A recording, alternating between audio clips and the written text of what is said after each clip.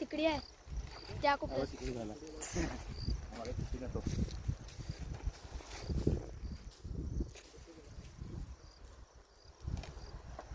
नाही तिथेच आहे.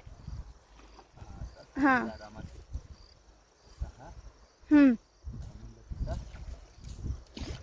साप आहे.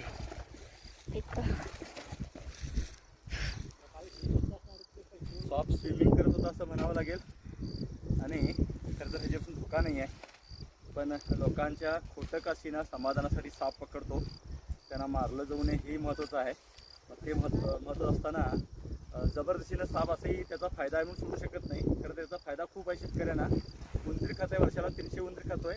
शेतकऱ्यांना आम्ही सांगण्याचा प्रयत्न करतोय, पण तुम्ही त्याच्यानंतर चावेल म्हणता. चावत नेहमी दाखवण्याचा प्रयत्न करतो, पण मानसिक भीती सापाविषयीची मोठी म्हणतो, असं अनाठही म्हणतो. आणि आपण स्वतः ते काय करत नाही. आणि याशिवाय पकडल्यावर काय करत नाही, तर त्यावरती लेक्चर देण्याची गरज नाही. आता याने नाही तर तुम्ही ते समजून घ्यायला गरजेचं आहे. आणि साधारण 5 वर्ष याचा हा साप आहे. थंड वाटत असल्यामुळे तो बाहेरून आला असणार.